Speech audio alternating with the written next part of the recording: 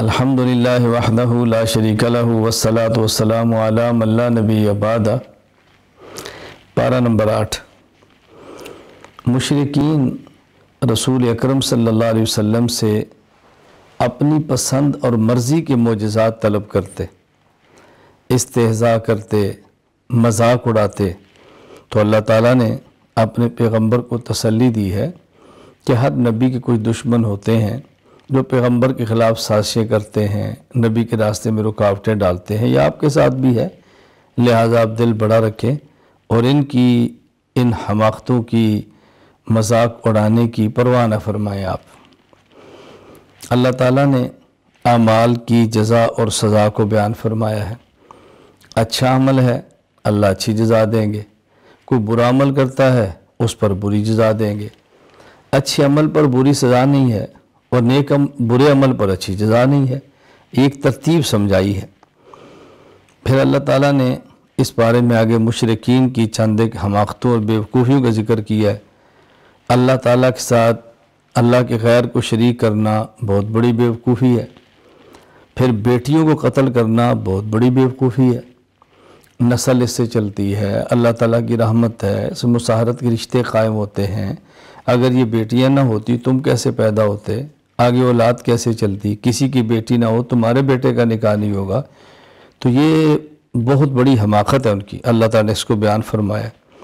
پھر مشرکین کی عادت بد تھی، بعض چیزوں کو خود حلال کہہ لیتے، بعض چیزوں کو خود حرام کہہ دیتے، اپنی مرضی سے حلال اور حرام کرتے رہتے۔ تو اللہ تعالیٰ نے ان کو سمجھایا ہے یہ بات کہ دیکھیں چاندے کی چیزیں تو یہاں بیان فرما دی گئی ہیں، مردار حرام ہے جو بغیر ذبح کے مر گیا، رگوں سے نکلنے والا خون جو ذبح کے وقت نکلتا دم مسفوح یہ حرام ہے، خنزیر حرام ہے، غیر اللہ کے نام پر ذبح کیا گیا جانور حرام ہے۔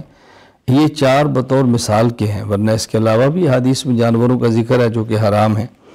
تو یہ سمجھایا کہ تم یہ کام نہ کرو کہ اپنی مرضی سے حلال اور حرام، جو اللہ نے حرام فرمایا حرام سمجھو، جس کو اللہ نے حلال قرار دیا اس کو حلال سمجھو۔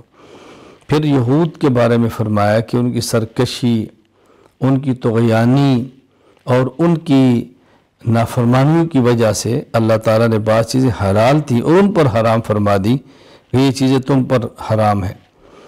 مثلا گائے کی چربی ہے جو اس کی کمر کے ساتھ ملی ہوئی ہے، اس طرح کی چیزیں فرمائیں کہ یہ فلاں فلاں چیزیں حلال تھی مگر حرام ہوئی ہیں تمہاری سرکشی کی وجہ سے۔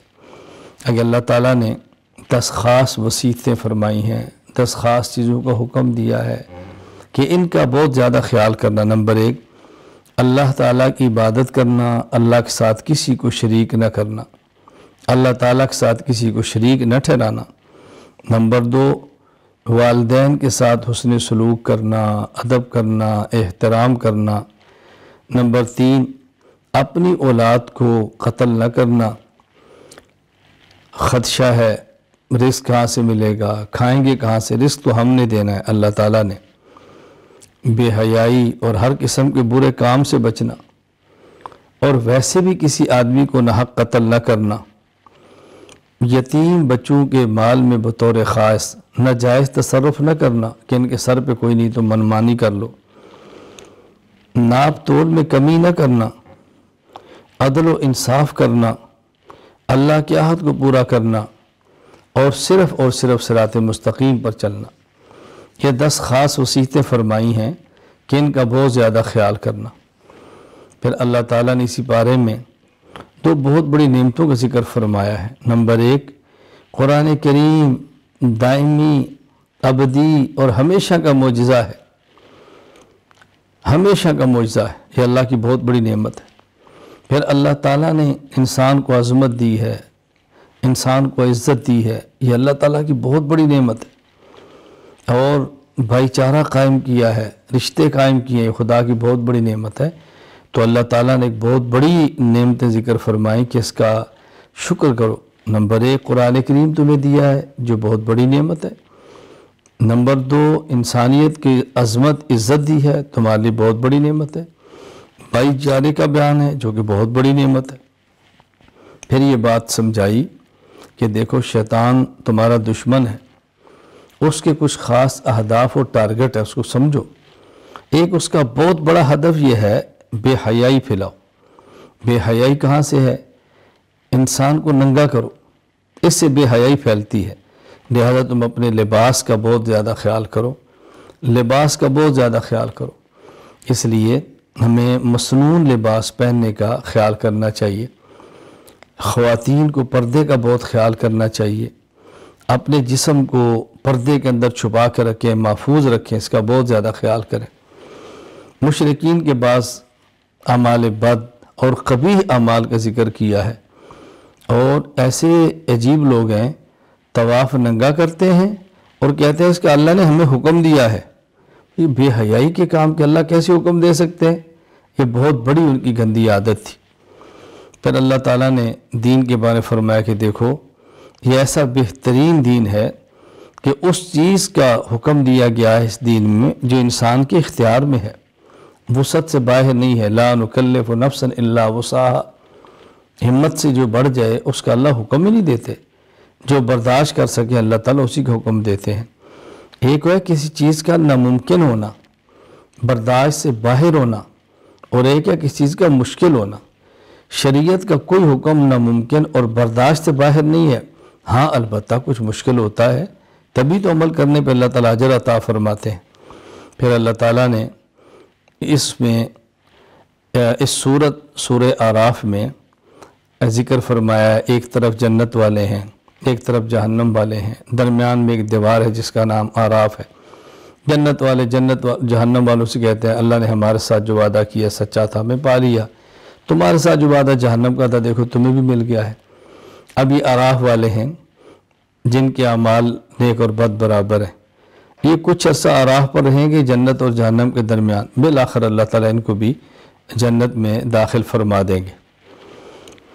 یہاں اس پارے میں توحید کے 3 اہم دلائل بیان فرمائے۔ نمبر 1، اللہ تعالیٰ نے 7 آسمان پیدا فرمائے اور کسی آسمان کے نیچے ستون نہیں ہے، ایک چھوٹی سی چھت بغیر ستون کے کھڑی نہیں ہوتی۔